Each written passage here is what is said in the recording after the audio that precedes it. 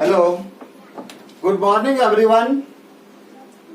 मैं अनिल कुमार आज पुनः आपका सबसे पसंदीदा YouTube channel Anil English classes में मैं सभी व्यक्तियों का हार्दिक स्वागत करता हूं। पिछले क्लास में जहां तक हम लोग पढ़ाई कर चुके थे उनसे आगे का पढ़ाई करने हेतु आज हम लोग फिर YouTube के माध्यम से एक दूसरे के सामने उपस्थित हुए। आइए हम लोग पिछले क्लास से आगे की पढ़ाई को जारी करें। पिछले क्लास में आपने देखा था लाइट कट जाने के कारण से हमने ये हेडलाइन दिलवाया था, flowing verbs are not used in present continuous tense. यानी निम्नलिखित वर्ब का प्रयोग जो है, यानी निम्नलिखित मतलब हो गया नीचे जो मैं वर्ब लिखूंगा उसका प्रयोग जो है प्रेजेंट कंटिन्यूअस टेंस में नहीं किया जाता है। प्रेजेंट कंटिन्यूअस क्या तीन नाम होता है जो आपको हमें पहले ही बता चुका है। प्रेजेंट कंटिन्यूअस टेंस बोल सकते हैं, या प्रेजेंट इम्परफेक्ट टेंस बोल सकते हैं, या प्रेजेंट प्रोग्रेसिव टेंस बोल सकते हैं। तीनों एक ही नाम है, तीनों का कार्य एक ही है, इसीलिए इसमें कोई ज्यादा हमको टेंशन लेने की आवश्यकता नहीं है नाम के लिए। आइए इसमें हम पहला नंबर का प्रारंभ किए थे और पहला नंबर को बहुत ही अच्छे ढंग से बता दिए थे जो था वर्ब्स ऑफ परसेप्शन। उसके अंतर्गत जो एग्जाम्पल भी था मैं क्लियर कर दिया था। सेकेंड नंबर जो हम लोगों का था उसको आज हम लोग देखेंगे, जो मैंने बोर्ड पर लिखा था और लाइट कट जाने के कारण से वीडियो पूरा नहीं हो पाया था। आज मैं वहीं से स्टार्ट कर रहा हूं जहां से पिछला क्लास बिल्कुल समाप्त हुआ था। तो दूसरा नंबर जो हम लोगों का होगा वह है हमारा verbs of emotion. Verbs of emotion. Emotion को आप एक और नाम से जान सकते हैं, या तो इमोशन को दर्शाता है या एक ही चीज है, इसको आप फीलिंग भी कर सकते हैं। दोनों में से कोई भी नाम इसे दे सकते हैं।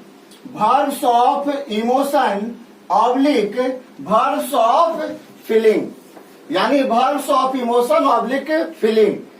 ये जो वर्ब है ये मुख्य रूप से जो है भावना को दर्शाने के लिए आता है। इमोशन मतलब होता है भावना, है ना, या फीलिंग मतलब होता है अनुभव। तो कोई भी भावना को हम लोग अनुभव ही करते हैं, तो भावना या अनुभव को दर्शाने वाला जो क्रिया होता है, जो वर्ब होता है, उनका प्रयोग जो है प्रेजेंट कंटिन्यूअस टेंस में नहीं किया जाता है। अब हम लोग देखेंगे जो वर्ब्स ऑफ इमोशन के अंतर्गत कौन कौन वर्ब आता है। तो देखिए वर्ब्स ऑफ इमोशन के अंतर्गत सबसे पहले आता है लव, LOVE।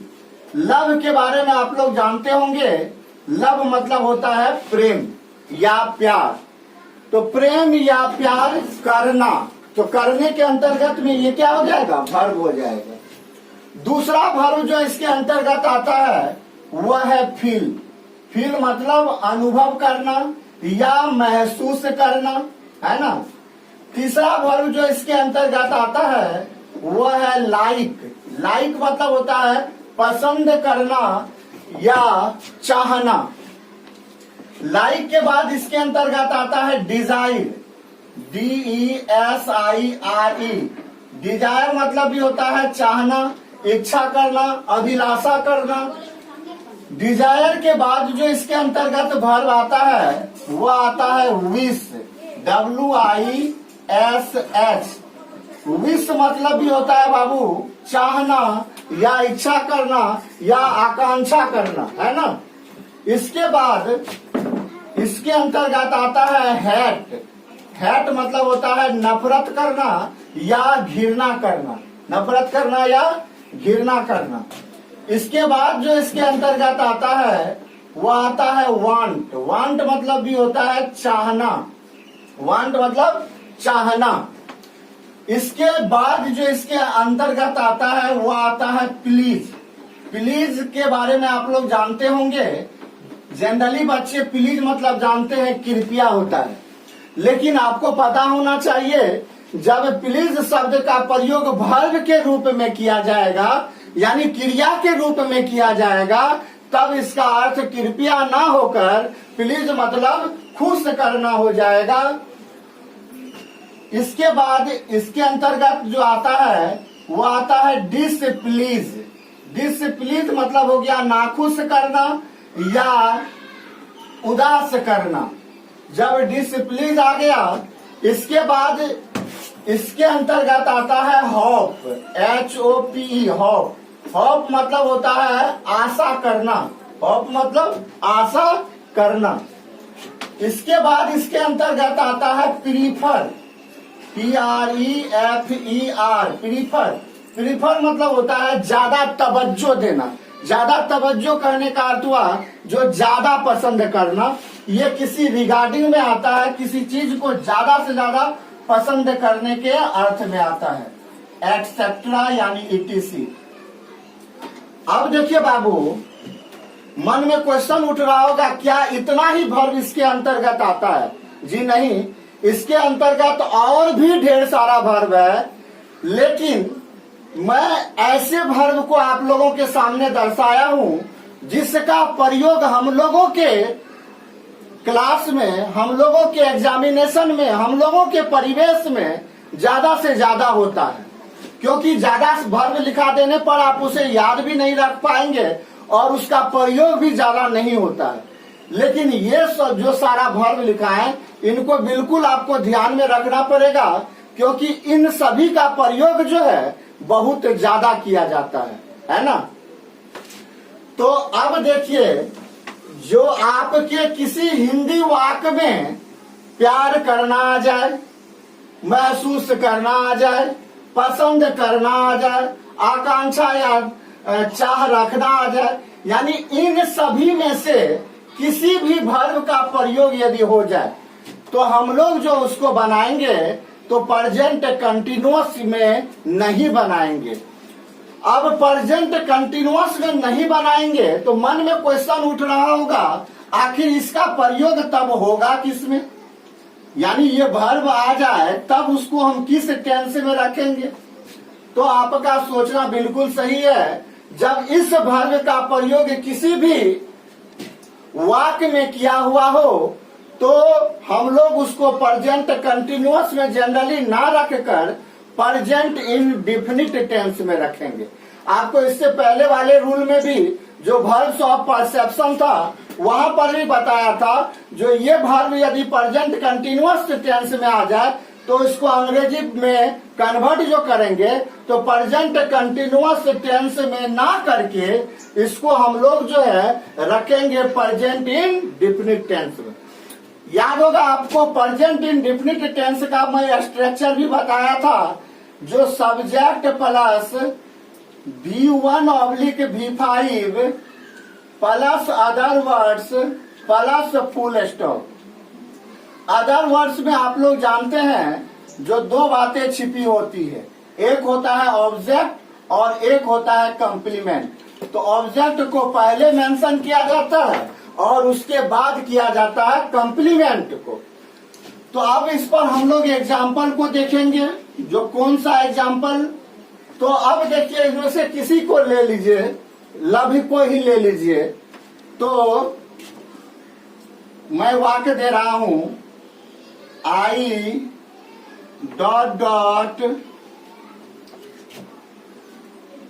ब्रैकेट में आ गया love this book, love this book. अब इसी के नीचे जो है आपको 4 ऑप्शन दिया रहेगा। ऑप्शन फर्स्ट में दिया रहेगा एम लविंग, ऑप्शन सेकेंड में दिया रहेगा लव्स, ऑप्शन सी में दिया रहेगा यानी थर्ड में दिया रहेगा लविंग, ऑप्शन फोर्थ में दिया रहेगा हैव, लव्ड। मेनली जो आपका क्वेश्चन आता है बोर्ड में वो आता है इसी तरीका से। जो आपको वर्ब फॉर्म को सेलेक्ट करना होता है, जो ये फिल इन द ब्लैंक्स जो दिया है, खाली स्थान जो है, ब्लैंक जो दिया है, इसको जो फिल करना है वह हमको फिल करना है नीचे दिए गए ऑप्शन से। हमको ये देखना होता है जो नीचे दिए गए कौन सा ऑप्शन जो है ये सेंटेंस को फुल्ली मीनिंगफुल बना देता है, कौन एप्रोप्रिएट वर्ब ऐसा है जो यह फिल इन द ब्लैंक को जो है पूरी तरह से फिल कर देता है। अब देखिए बाबू, अभी हम लोग प्रेजेंट कंटिन्यूअस टेंस पढ़े थे। तो प्रेजेंट कंटिन्यूअस टेंस का स्ट्रक्चर होता है subject plus is oblique am oblique are plus V4 plus other words plus full stop. ये स्ट्रक्चर होता है प्रेजेंट कंटिन्यूअस का। तो अभी हम तुरंत पढ़े हैं जो प्रेजेंट कंटिन्यूअस टेंस का प्रयोग जो है इसमें नहीं होता है। तो अब जो आंसर करिएगा तो प्रेजेंट कंटिन्यूअस टेंस क्या हो जाएगा, छट जाएगा। देखिए यहाँ पर इज एम आर में से एम आया है और यहाँ V4 के जगह क्या आया है, लविंग, यानी ऑप्शन फर्स्ट हमारा क्या हो गया, कैंसिल। ये हमारा आंसर नहीं होगा। ऑप्शन सेकेंड देखिए, यहाँ पर लव्स है, यानी ये V5 है। V1 या V5 आएगा तो प्रेजेंट इंडेफिनिट टेंस में, तो इसको तो प्रेजेंट कंटिन्यूअस में रखेंगे नहीं, तो प्रेजेंट इंडेफिनिट में रखेंगे। प्रेजेंट इंडेफिनिट में जो वर्ब आता है किसके अनुसार, वो आता है सब्जेक्ट के अकॉर्डिंग। सब्जेक्ट यहाँ पर क्या है, आई हमेशा क्या लेता है, V1, तो V1 लेता है। इसका मतलब है जो यहाँ पर आई लव्स भी लिखना क्या है, गलत है, यानी ये लव्स भी यहाँ पर नहीं होगा। जब यहाँ पर लव्स भी नहीं होगा तो आखिर इसका आंसर क्या होगा, क्योंकि आई के साथ V5 तो आता नहीं है, तो यानी आपका ऑप्शन बी भी क्या हो गया, गलत। आइए ऑप्शन सी देखते हैं। तो देखिए प्रेजेंट इंडेफिनिट टेंस में ये सब्जेक्ट प्लस V1 या V5, तो यहाँ सब्जेक्ट क्या है, आई क्या लेता है, V1, तो यहाँ पर देखिए लव V1 है। इसका मतलब ये अभी तक आंसर होता हुआ नजर आ रहा है। लेकिन ऑप्शन डी देखते हैं, क्या ऑप्शन डी भी हमारा आंसर हो सकता है।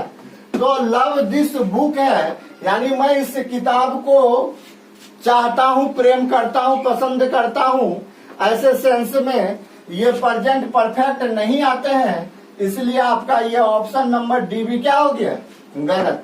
यानी आपका आंसर हो जाएगा option number C. Option number C यहाँ पर भरा जाएगा, यानी हो जाएगा I love this book, answer आपका होगा। अब देखिए एक ये तो एग्जांपल आपका बोर्ड में इस तरह से क्वेश्चन पूछता है। एक आपको हिंदी का वाक्य लिखकर मैं इसे आपको समझा दे रहा हूँ। हिंदी का वाक्य का देकर एग्जांपल बता रहा हूँ। देखिए, मैं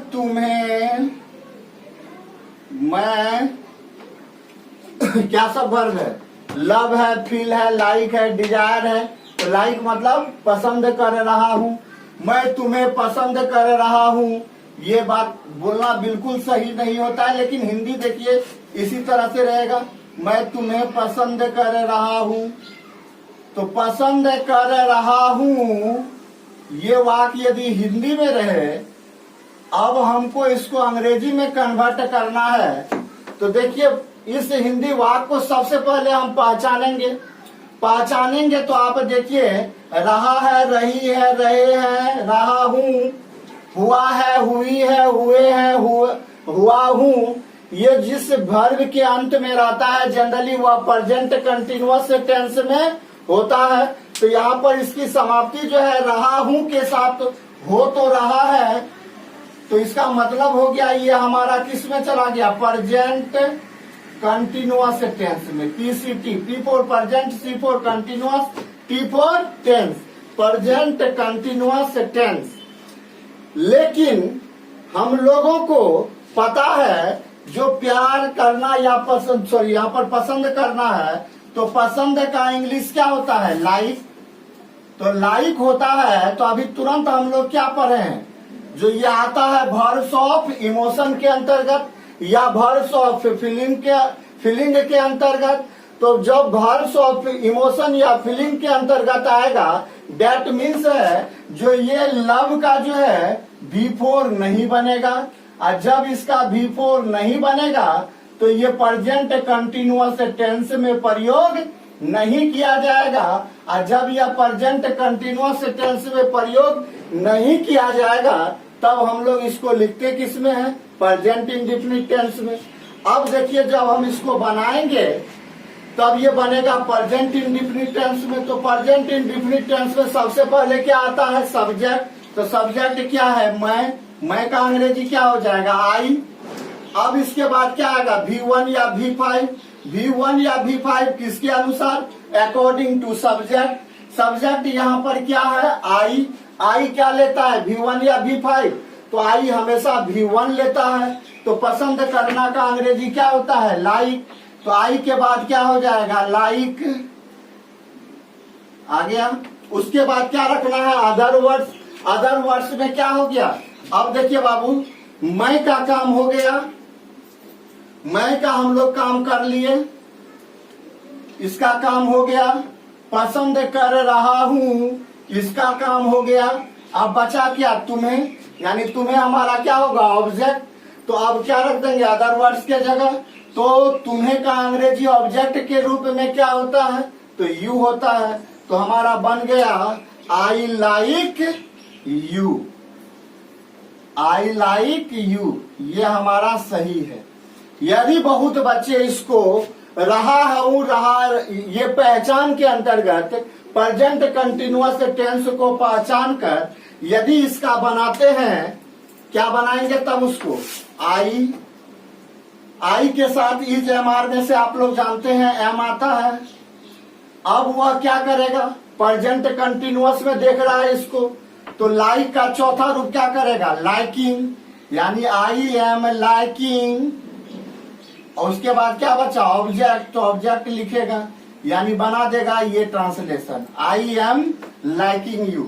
जैसे ही ये बनाएगा आई एम लाइकिंग यू, ये आपका क्या हो जाएगा, गलत। क्यों हो जाएगा, क्योंकि अभी तुरंत हम लोग पढ़े हैं जो लाइक जो होता है ये वर्ब्स ऑफ क्या है, इमोशन है, यानी वर्ब्स ऑफ इमोशन के अंतर्गत आता है या वर्ब्स ऑफ फीलिंग के अंतर्गत आता है। जब ये इमोशन या फीलिंग होगा तब इसका V4 नहीं बनेगा, और जिसका V4 नहीं बनेगा तो वह प्रेजेंट कंटिन्यूअस टेंस में नहीं बनेगा। और यदि आप इसको प्रेजेंट कंटिन्यूअस टेंस में जबरदस्ती बनाते हैं तो आपका ये सेंटेंस क्या हो जाएगा, गलत। तो ये रूल आपको स्पष्ट ये बताया, जो वर्ब्स ऑफ इमोशन या वर्ब्स ऑफ फीलिंग रहे, इसके अंतर्गत मुख्य रूप से ये सब वर्ब आते हैं। यदि ये कोई हिंदी वाक्य या अंग्रेजी वाक्य में आ जाता है तो हम उसे कभी भी प्रेजेंट कंटिन्यूअस टेंस में नहीं बनाएंगे, जबकि ये होता प्रेजेंट कंटिन्यूअस टेंस में। लेकिन अपवाद स्वरूप ये सब वर्ब आते हैं, एक्सेप्शन ये सब वर्ब है जिसका प्रयोग प्रेजेंट कंटिन्यूअस टेंस में नहीं किया जाता है। तो अब इस वर्ब को याद रखेंगे, जो ये सभी वर्ब जो है जब किसी भी वाक्य में आएगा तो कभी भी हम उसको, किसी भी वर्ब को, इनमें से आए हुए किसी भी वर्ब को हम लोग V4 में चेंज नहीं करेंगे, V4 में इसे नहीं बदलेंगे। याद रहेगा, आशा करते हैं अब आप लोगों को इस रूल में किसी भी प्रकार का कोई दिक्कत नहीं रहा होगा। अब मैं तेजी से हाथ चलाकर लिख भी सकते हैं आप लोग, जितना देर हम बताते हैं उतना देर में आप लोग इसको अच्छी तरह से नोट भी कर सकते हैं। अब मैं इससे आगे का रूल बढ़ने जा रहा हूं।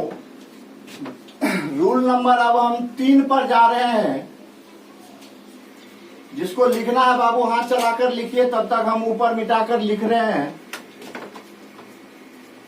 रूल नंबर 3 इसका जो है, देखिए ये महत्वपूर्ण चीज है, इसलिए इस पर हम थोड़ा सा ज्यादा फोकस करके टाइम ज्यादा दे रहे हैं ताकि सभी बच्चों का कंसेप्ट जो है क्लियर हो जाए, क्योंकि इस जानकारी के अभाव में वह बहुत सारी गलतियां, यानी जब जब ये भरवाएंगे तब तब वह इस गलतियां को दोहराएगा। आइए अब मैं इसी क्रम में आगे बढ़ते हुए इसका तीसरा नंबर समझाने जा रहा हूं। तीसरा नंबर है verbs of appearing। verbs of appearing,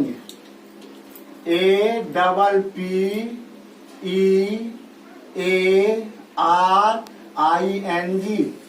verbs of appearing, आप जानते हैं appearing मतलब क्या होता है? प्रकट होना, है ना। यानी इसके अंतर्गत भी जो वर्ब आएगा उसका भी प्रयोग जो है प्रेजेंट कंटिन्यूअस टेंस में नहीं किया जाएगा। प्रकट होना, या इसको हम लोग दिखाई पड़ना भी लिख सकते हैं, दिखाई पड़ना। इसके अंतर्गत भी जो वर्ब आएंगे बाबू उसका प्रयोग जो है प्रेजेंट कंटिन्यूअस टेंस में नहीं किया जाएगा। अब देखेंगे जो आखिर इसके अंतर्गत आता कौन सा है। तो इसके अंतर्गत मुख्य रूप से बहुत कम वर्ब आते हैं, लेकिन जो आते हैं वही बराबर आते हैं। जैसे पहला हो गया अपीयर, दूसरा हो गया लुक, LOOK लुक, तीसरा हो गया इसमें सीम, SEEM सीम, एटसेट्रा। मुख्य रूप से इसके अंतर्गत जो है यही 3 वर्ब आते हैं। अपीयर मतलब दिखाई पड़ना, प्रकट होना, लुक मतलब भी दिखाई पड़ना, देखना, और सीम मतलब महसूस करना या मालूम होना या प्रतीत होना, मालूम होना या प्रतीत होना। सीम मतलब हो गया मालूम होना या प्रतीत होना, लुक मतलब हो गया देखना या दिखाई पड़ना, अपीयर मतलब है भी प्रकट होना या दिखाई पड़ना। ये जो वर्ब आ जाएंगे तो इस वर्ब का भी प्रयोग जो है प्रेजेंट कंटिन्यूअस टेंस में नहीं किया जाता है। इसका भी प्रयोग प्रेजेंट कंटिन्यूअस में ना होकर जब इस वर्ब का प्रयोग किया जाता है तो उसे हम लोग प्रेजेंट इंडेफिनिट टेंस के अंतर्गत रखते हैं। जैसे एक पहले हिंदी का एग्जाम्पल, फिर बोर्ड में जैसे पूछा जाता है वो एग्जाम्पल दे रहे हैं हम। जैसे इसमें आ गया सोनम, सोनम तुम्हें देख रही है, सोनम तुम्हें देख रही,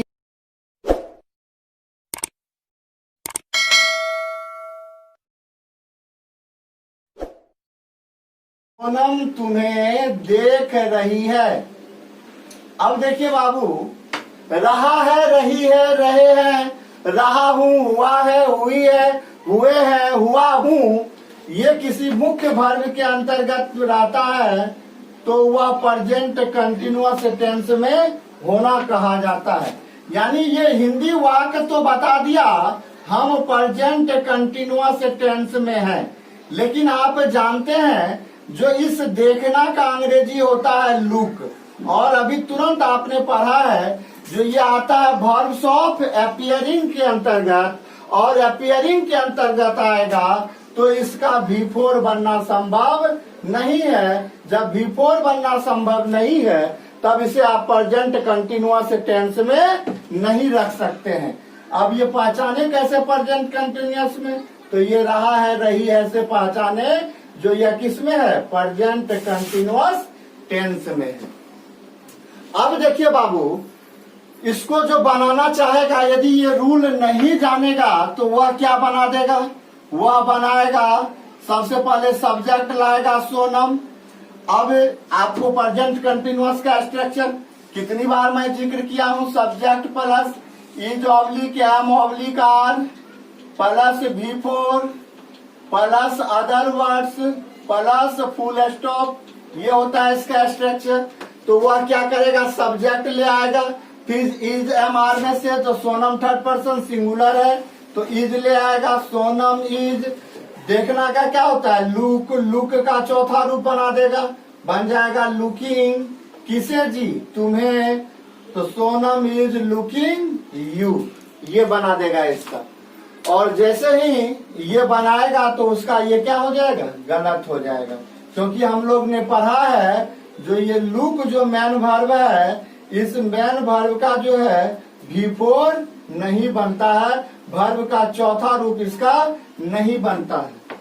अब ये नहीं बनता है तो इसको किस में बनाएंगे, तो प्रेजेंट इंडेफिनिट में। जब इसको आप बनाइएगा सोनम, तब V1 या V5, तो सोनम क्या है, थर्ड पर्सन का सिंगुलर, तब हो जाएगा सोनम लुक्स यू, तब जाकर ये आपका ये एग्जाम्पल क्या होगा, सही होगा। यानी ये सेंटेंस तब जाकर आपका सही होगा, क्योंकि इसका प्रयोग प्रेजेंट इंडेफिनिट में किया जाता है, ना कि प्रेजेंट कंटिन्यूअस में। तो देखिए किसी भी प्रकार का आपको दिक्कत नहीं ना। अब ये तो मैं एक हिंदी का एग्जाम्पल देकर आपको समझाया, अब मैं इसको समझाने जा रहा हूँ जैसे आपको बोर्ड एग्जामिनेशन में पूछता है। आशा करते हैं आप लोग बाबू इसको देखते देखते लिख भी लिए होंगे, इसलिए मैं ऊपर वाली बातों को मिटा रहा हूँ, फिर जो है नीचे का काम करूंगा। देखिए ऊपर वाला मिटाकर मैं क्या करने जा रहा हूँ, तो बोर्ड में जिस तरह से आपका क्वेश्चन पूछता है उस तरह से मैं बताने जा रहा हूँ। तो बोर्ड में क्या करता है बाबू, ये क्वेश्चन को इस तरह से पूछता है, देखिएगा ध्यान से, तुरंत समझ में आएगा, 100% समझ में आएगा। जैसे दिया रहेगा सोनी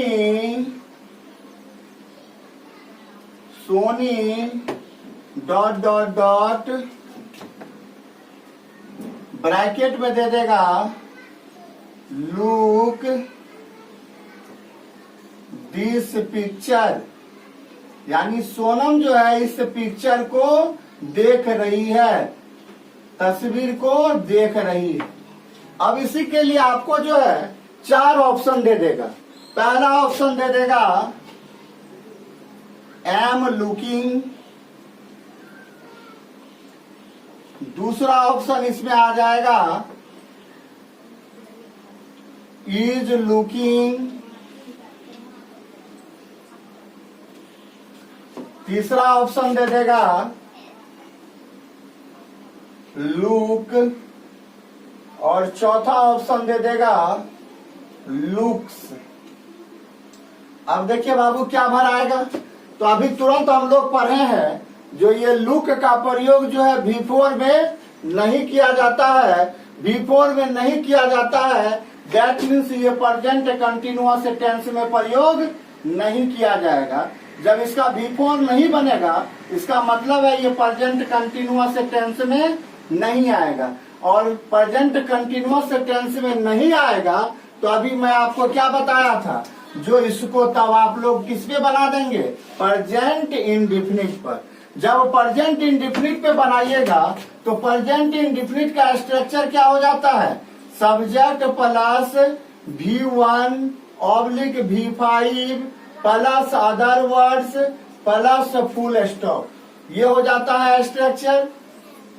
जब ये स्ट्रक्चर हो जाता है बाबू, तो अब देखिए सोनी क्या है, थर्ड पर्सन का सिंगुलर, तो यहाँ पर ये V1 लेगा या V5, तो आप जानते हैं V1 जो होता है वो प्लूरल होता है, और V5 जो होता है वो हमारा क्या होता है, सिंगुलर होता है। सोनी यहाँ पर क्या है, थर्ड पर्सन का सिंगुलर, यानी ये वर्ब क्या लेगी, सिंगुलर। सिंगुलर क्या होता है, V5।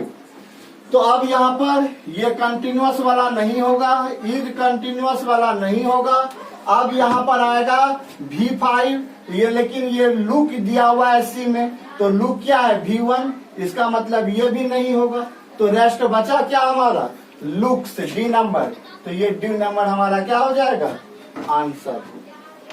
इसी तरह से बोर्ड में क्वेश्चन रहता है, तो इसको बारीकी से समझना है। जो वर्ब्स ऑफ अपीयरिंग का प्रयोग यदि होगा तो इसको कभी भी कंटिन्यूअस टेंस में नहीं रखा जाएगा, यानी वर्ब का चौथा रूप में इसको कभी भी प्रयोग नहीं किया जा सकता है। चलिए, ये था आपका तीसरा नंबर रूल। तेजी से हाथ चलाकर लिख लीजिए, फिर मैं आगे का काम करूंगा। यानी अब मैं बताने जा रहा हूं इसका रूल नंबर 4। रूल नंबर 4 जो इसका है बाबू, वह और भी अच्छा है, यानी और भी ज्यादा इसका प्रयोग किया जाता है, जिसका नाम है verbs of thinking. Rule number 4 में आ जाएगा verbs of thinking. Verbs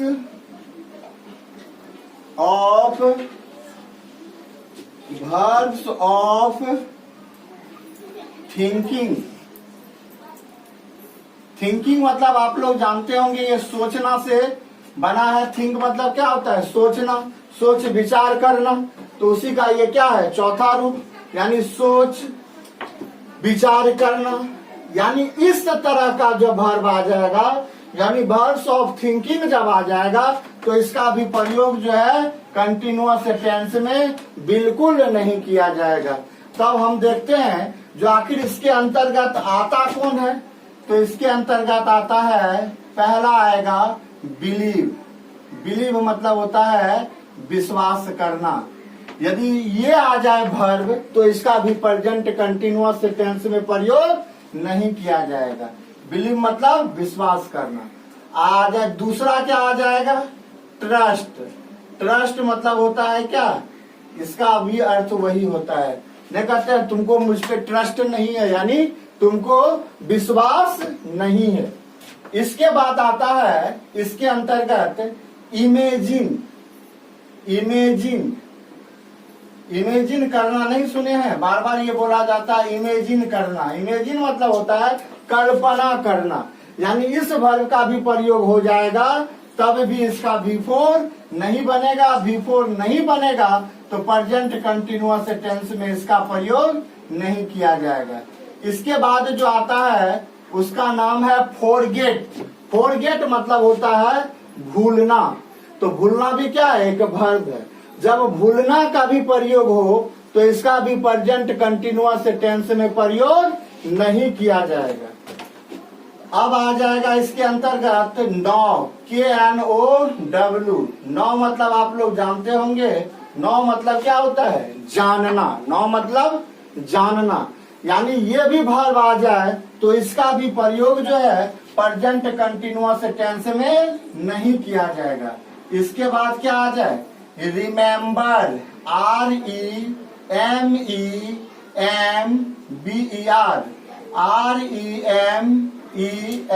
REMEMBER। Remember मतलब याद करना। ये भी वर्ब यदि आ जाता है इसमें, तो इसका प्रयोग नहीं किया जाएगा। इसके बाद क्या आता है? सपोज। सपोज मतलब होता है मान लेना। नहीं कहते हैं सपोज डैट, मान लेना। ये भी आ जाए तो इसका V4 नहीं बनेगा। इसके बाद क्या आ जाएगा? थिंक। थिंक मतलब होता है सोचना, विचार करना। इसका भी प्रयोग इसके अंतर्गत नहीं किया जाएगा। मुख्य रूप से इसके अंतर्गत यही सारे वर्ब आते हैं, और ये वर्ब यदि देख लेंगे तो कभी भी हम इसका V4 में परिवर्तन नहीं करेंगे। फिर से एक बार देखिए, कौन सा verb? Verbs of thinking. Thinking मतलब होता है जिसको हम अपने सोच के द्वारा, जिसको हम अपने विचार के द्वारा अनुभव करते हैं, सोचते हैं। इसके अंतर्गत तो कौन सा आता है? Believe, trust, imagine, forget, know, remember, suppose, think, etc। Believe मतलब विश्वास करना, ट्रस्ट मतलब विश्वास करना, इमेजिन कल्पना करना, फॉरगेट भूलना, नो जानना, रिमेम्बर याद करना, सपोज मान लेना, थिंक सोचना। ये सभी वर्ब का प्रयोग यदि प्रेजेंट कंटिन्यूअस वाले वाक्य में आता है, तो उसे हम लोग प्रेजेंट कंटिन्यूअस में ना बनाकर उसे हम लोग प्रेजेंट इंडेफिनिट टेंस में बनाते हैं, है ना। जैसे एक हिंदी का वाक्य पहले मैं बता रहा हूं, उसके बाद मैं बोर्ड में जैसा पूछा जाता हूं वो एग्जाम्पल भी बताऊंगा। जैसे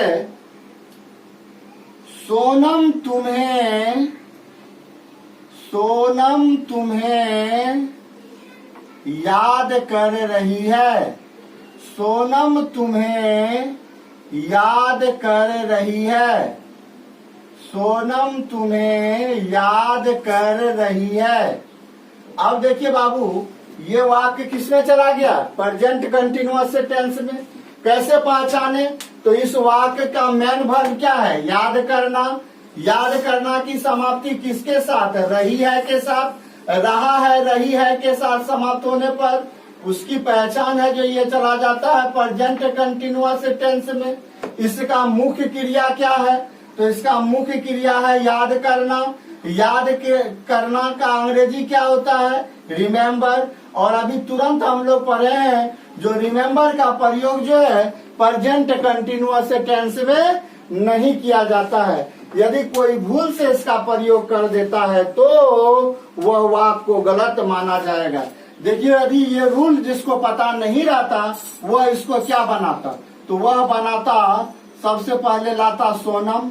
सोनम के अनुसार इज एम आर में से इज देता।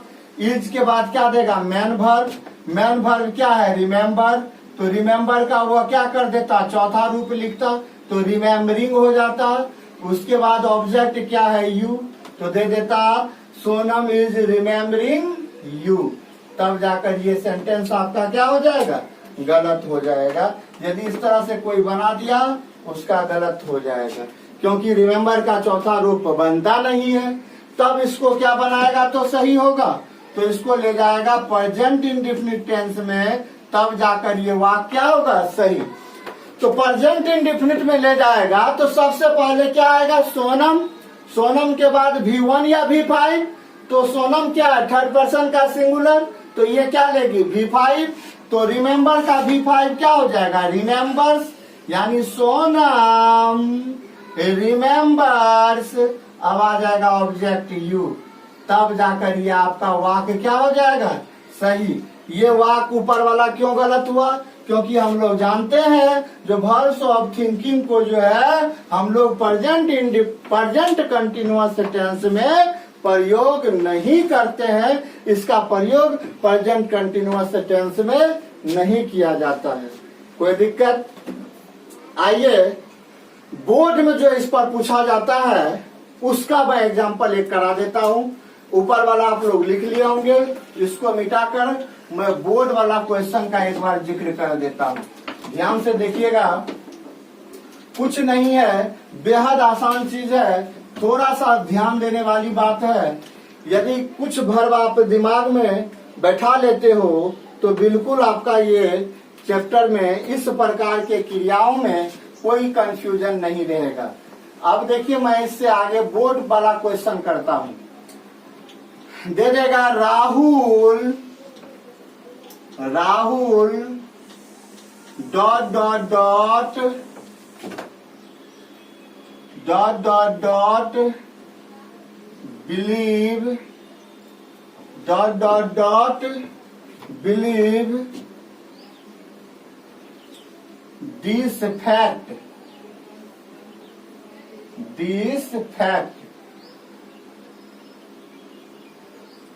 Rahul dot dot believe this fact. अब इसी के लिए 4 एग्जाम आपको ऑप्शन देता। पहला ऑप्शन में दे देता राहुल इज बिलीविंग, इसका चौथा रूप दे देता। दूसरा दे देता एम बिलीव, तीसरा दे देता बिलीव, चौथा दे देता बिलीव्स। तो कौन आंसर सही होगा? तो आप जानते हैं जो जब बिलीव आ जाएगा मेन वर्ब, तब इसको जो है चौथा रूप में परिवर्तन नहीं किया जाता है। इसका मतलब है ऑप्शन नंबर फर्स्ट रॉन्ग हो जाएगा। एम के साथ हमेशा V4 आता है, आया है V1, ये भी गलत हो जाएगा। अब आ जाइए प्रेजेंट इंडेफिनिट पर। तो राहुल है थर्ड पर्सन का सिंगुलर नंबर, ये लेगा V5, यहाँ पर आ गया है V1, यानी ऑप्शन सी भी नहीं होगा। तो हमारा आंसर क्या हो जाएगा? ऑप्शन डी नंबर बिलीव्स, यानी ये वर्ब का क्या लेगा, 5वां रूप लेगा। कोई दिक्कत? आशा करते हैं आप लोग जो है लिख लिए होंगे इसको। अब इसी कड़ी में आगे बढ़ते हैं और इस टाइप के वर्ब का अंतिम नंबर हम करने जा रहे हैं, यानी अब जो होगा वह 6ठा नंबर होगा और 6ठा नंबर जो है इसका अंतिम होगा, है ना। आशा करते हैं आप लोग लिख लिए होंगे। अब मैं इसको मिटाकर रूल नंबर 6 करने जा रहा हूं। रूल नंबर 6 क्या कर रहा है, इसके अंतर्गत कुछ अन्य क्रियाएं हैं जो वर्ब्स ऑफ थिंकिंग के अंतर्गत नहीं आता है, वर्ब्स ऑफ इमोशन के अंतर्गत नहीं आता है, वर्ब्स ऑफ अपीयरिंग के अंतर्गत नहीं आता है, वर्ब्स ऑफ परसेप्शन के अंतर्गत नहीं आता है। तो वह जो है किसके ये बात बताने से पहले एक और बताना पड़ेगा आपको। 4 हुआ था, 5वां नंबर बताना पड़ेगा वर्ब्स ऑफ ऑनरशिप। एक रूल और है, तब जाके अंतिम रूल होगा। वर्ब्स ऑफ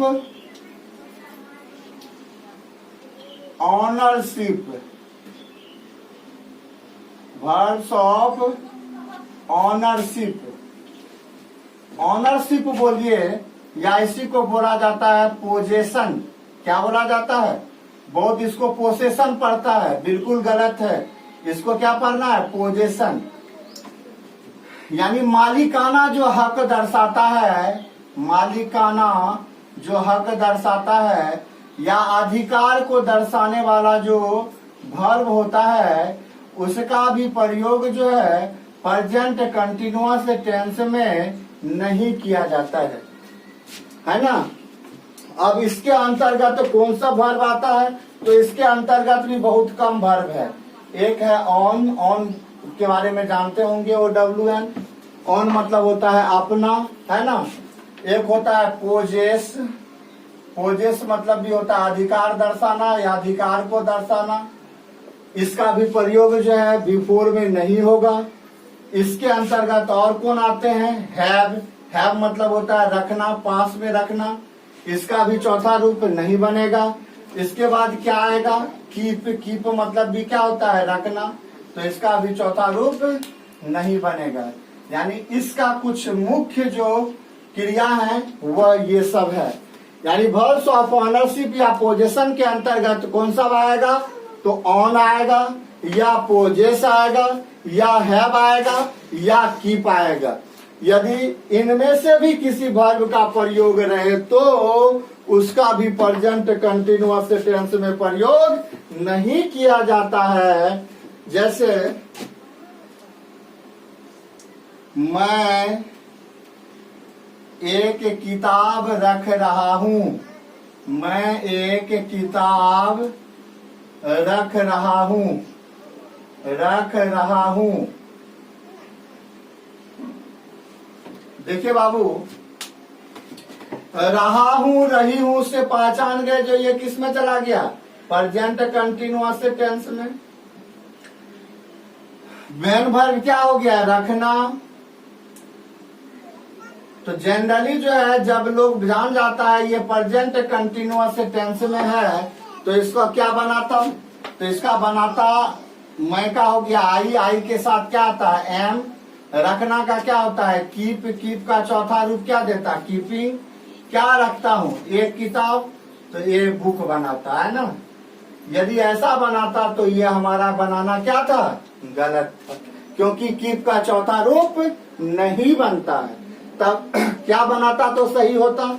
जब इसका चौथा रूप नहीं बनता है यानी प्रेजेंट कंटिन्यूअस टेंस नहीं होता है तो इसको हमको रखना पड़ेगा प्रेजेंट इन डेफिनिट में।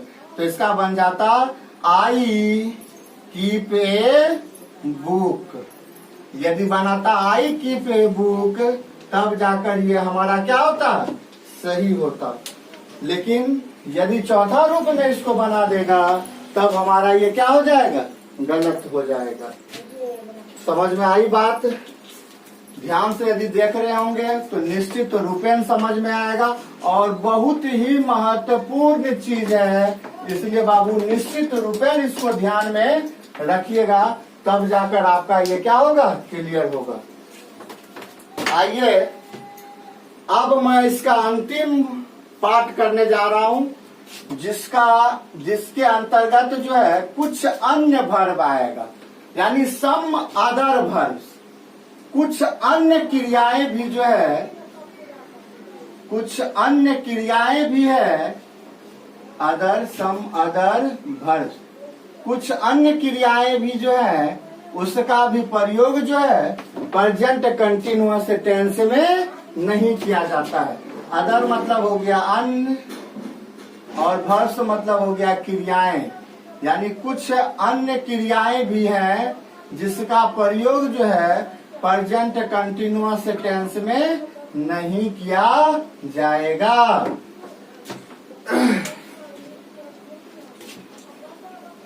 अब देखिए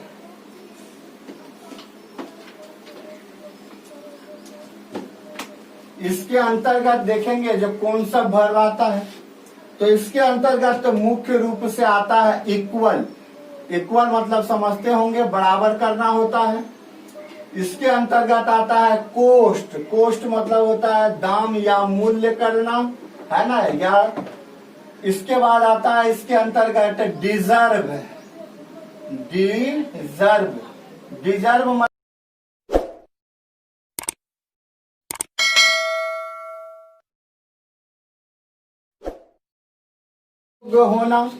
इसके बाद इसके अंतर्गत आता है नीड। नीड मतलब आवश्यकता या जरूरत होना, आवश्यकता या जरूरत होना। नीड के बाद क्या आएगा, साउंड। साउंड मतलब क्या होता है, आवाज निकालना या ध्वनि निकालना, है ना। इसका भी प्रयोग इसके अंतर्गत नहीं होगा। अब इसके अंतर्गत और क्या आएगा, लैक आएगा, LAC के लैक। लैक मतलब कमी होना, कम होना। इसके अंतर्गत और कौन आएगा, इसके अंतर्गत और आएगा सफिस। सफिस मतलब पर्याप्त होना। सफिस मतलब पर्याप्त होना या अधिक होना या काफी होना। फिर से एक बार ध्यान दीजिए, इक्वल बराबर करना, कोस्ट मूल्य लगाना, डिजर्व योग्य होना, लायक होना, नीड आवश्यकता होना, साउंड आवाज निकालना, लैक कमी होना, सफिस पर्याप्त होना या काफी होना। यदि इसका भी प्रयोग किसी भी वाक्य में रहे तो हम लोग इसको प्रेजेंट कंटिन्यूअस टेंस में नहीं रख सकते हैं। जब हम इसको प्रेजेंट कंटिन्यूअस टेंस में नहीं रख सकते हैं तब इसको किस में रखा जाएगा, तब इसे प्रेजेंट इंडेफिनिट टेंस के अंतर्गत रखा जाएगा। प्रेजेंट इंडेफिनिट टेंस में हम इस वाक्य को क्या करेंगे, बनाएंगे, है ना। देखिए इस पर कुछ एग्जाम्पल देखते हैं।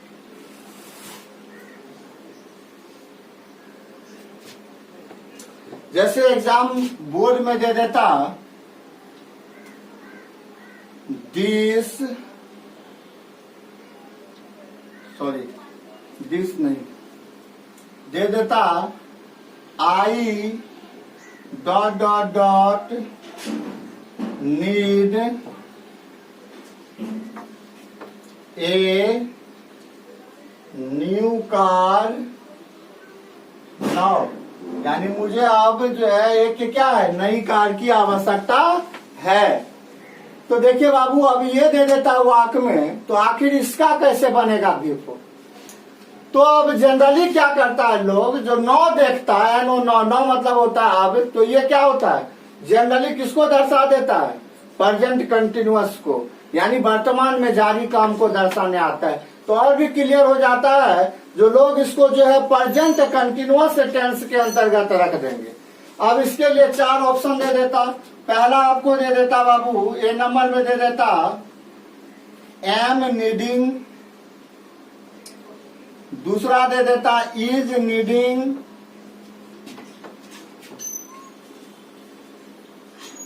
इज नीडिंग, तीसरा दे देता नीड, और चौथा दे देता नीड्स। ये दे देगा। तो जनरली लोग क्या करेगा, जैसे ही 9 देखेगा लगेगा उसको प्रेजेंट में कंटिन्यूअस काम को दर्शा रहा है, वह क्या करेगा, प्रेजेंट कंटिन्यूअस मारेगा। लेकिन आप जानते हैं इस नीड का प्रयोग जो है V4 में नहीं किया जाता है। दैट मीन्स ए नंबर भी ऑप्शन नहीं होगा, बी नंबर नहीं होगा, अब होगा सी या डी। तो सी या डी में प्रेजेंट इंडेफिनिट के अंतर्गत तो V1 या V5, तो यहाँ सब्जेक्ट है आई, तो ये लेता है V1। इसका मतलब है जो ये सी नंबर ऑप्शन सही है, डी V5 है, ये भी क्या हो जाएगा, गलत हो जाएगा। इस प्रकार से हमको नहीं लगता है जो अब आपको किसी भी प्रकार का दिक्कत रहा होगा। जो कुछ वर्ब्स, यानी देखिए फिर से एक बार, फॉलोइंग वर्ब्स जो लिखे थे are not used in present continuous tense. कहने का अर्थ है ये निम्नलिखित क्रियाओं का प्रयोग, यानी नीचे जितने भी क्रिया लिखाए हैं उनका प्रयोग जो है प्रेजेंट कंटिन्यूअस टेंस में नहीं किया जाएगा। यानी अब इसको आप यदि ध्यान से देखते रहोगे बाबू, इस वर्ब को थोड़ा सा समझ लोगे जो इसका प्रयोग कंटिन्यूअस टेंस में नहीं होता है, तो आपको किसी भी प्रकार की गलतियां आगे चलकर नहीं होगी। इसको बराबर देखते रहिएगा, बराबर यूज करते रहिएगा, कभी दिमाग से नहीं निकलेगा, बनाते बनाते अभ्यास हो जाएगा और इस तरह से आपको ये क्या हो जाएगा, पूरा याद हो जाएगा। आइए, इस तरह से हमारा जो कुछ फ्लोइंग वर्ब्स था जिसका प्रयोग प्रेजेंट कंटिन्यूअस टेंस में नहीं किया जाता है, ऐसे वर्ब्स को बताने का काम क्या हुआ, समाप्त होता है। अब इसमें जो हम लोग पढ़ेंगे, स्पेशल रूल्स। देखे होंगे जैसे आपने प्रेजेंट कंटिन्यूअस टेंस में स्पेशल रूल्स पढ़ा था, उसी तरह से यहाँ पर भी स्पेशल रूल्स पढ़ेंगे, ताकि बोर्ड में जो हमको प्रेजेंट कंटिन्यूअस टेंस का क्वेश्चन पूछेगा उनमें जो वर्ब फॉर्म भरने देगा उसकी पहचान कैसे हम करेंगे, वाक्य को देखकर कैसे पता करेंगे जो इस खाली स्थान में जो है प्रेजेंट कंटिन्यूअस टेंस ही आएगा। इनके लिए जो रूल्स पढ़ाया जाएगा वह हम अगले वीडियो में पढ़ाएंगे। तब तक आप बताए गए सारे चीजों को ध्यान में रखिए, उसको घर पर पढ़िए, बार बार समझिए, ताकि नेक्स्ट क्लास जो मेरा होगा स्पेशल रूल्स का, जो काफी VBI होता है आपके बोर्ड एग्जामिनेशन के व्यू से, बोर्ड में आने जाने वाला क्वेश्चन के नजरिया से जो इम्पोर्टेंट होता है, बोर्ड के अकॉर्डिंग जो महत्वपूर्ण होता है, इम्पोर्टेंट होता है, उस रूल में समझने में, उस रूल को पूरी तरह से करने में आपको किसी भी प्रकार की परेशानी ना हो, इसके लिए इसको आपको बार बार पढ़ना पड़ेगा। पिछले क्लास में भी मैं बोला था जो मैं बहुत जल्द ही आप लोगों के लिए एक नया वीडियो लेकर आऊंगा, तो बीच में कुछ प्रॉब्लम आ जाने के कारण से मैं वीडियो रेगुलर नहीं बना पा रहा था। आपने देखा होगा जो 4 रोज पहले मैंने वीडियो दिया था, फिर 4 रोज का गैप हो गया, वीडियो नहीं दे पाया था। कुछ वीडियो बनाने के जगह को लेकर प्रॉब्लम हो गया था, जिनके कारण से मैं वीडियो नहीं बना पा रहा था। लेकिन अब फिर से वह जगह पूरी तरह से व्यवस्थित हो चुका है, इसलिए अब मैं डेली वीडियो आप लोगों के लिए फिर से डालूंगा। आशा करते हैं जो सभी बच्चे प्रतिदिन अपना वीडियो देखकर पढ़ाई को जारी रखेंगे, घर में रहेंगे, सुरक्षित रहेंगे और घर में ही बैठकर एग्जामिनेशन की अच्छी तरह से तैयारी करेंगे। और हमारा संसार में जो ये कोरोना का जंग चल रहा है उसमें हमारी सरकार को मदद भी पहुंचाएंगे, घर में रहकर सुरक्षित रहकर इस महामारी को दूर करने में अपना भी योगदान देंगे। मैं इसी बातों के साथ आज का क्लास समाप्त कर रहा हूं, ये आपको आशा दिलाते हुए कि मैं बहुत जल्द फिर से आप लोगों के लिए नया वीडियो बनाने हेतु YouTube के माध्यम से उपस्थित होऊंगा। तब तक वीडियो को देखते रहे। यदि वीडियो पसंद आता है तो उसे लाइक करें, कमेंट अवश्य करे, लाइक करे, कमेंट करे। यदि अच्छा लगता हो तो अच्छा कमेंट करे, बुरा लगता हो तो बुरा कमेंट करे। समझ में आ जाता है तो अच्छा कमेंट करे, नहीं समझ में आता है तो वह भी कमेंट करके हमें बताए। कहीं दिक्कत रहता है तो वह भी हमें कमेंट करके बताए, ताकि मैं प्रयास करूंगा और अच्छा से अच्छा काम आप लोगों के लिए कर सकूं, ताकि आपको YouTube के माध्यम से पढ़ाई करने में किसी भी प्रकार का दिक्कत ना रहे। जो भी बच्चे मेरे इस वीडियो को देख रहे हैं और मेरे चैनल को यदि अभी तक सब्सक्राइब नहीं किए हैं तो बाबू वह निश्चित रूपेण मेरे चैनल को सब्सक्राइब कर ले, क्योंकि बिना सब्सक्राइब किए हुए, बेल आइकन को प्रेस किए हुए आपको उचित टाइम पर नोटिफिकेशन नहीं मिल पाएगा। यदि आप ऐसा करते हैं तो जैसे मैं वीडियो अपलोड करूंगा आपको मैसेज के द्वारा नोटिफिकेशन चला जाता है और आप समय निकालकर उस वीडियो को देख सकते हैं। बहुत बच्चा सब्सक्राइब ना करने के कारण से, बेल आइकन ना दबाने के कारण से उन्हें पता ही नहीं चल पाता है जो वीडियो कब अपलोड होता है, नहीं होता है, वीडियो दिया गया है या नहीं दिया गया है। तो आप चैनल को जरूर सब्सक्राइब करें। उसके बगल में एक बेल बना रहता है, उसका चित्र बना रहता है, उसको जरूर प्रेस कर दे, ताकि आपको समय समय पर वीडियो अपलोड होने पर आपको नोटिफिकेशन मिलता रहे। और मैं फिर से बहुत जल्द आप लोगों के सामने अगले वीडियो में फिर से आपके सामने उपस्थित होऊंगा।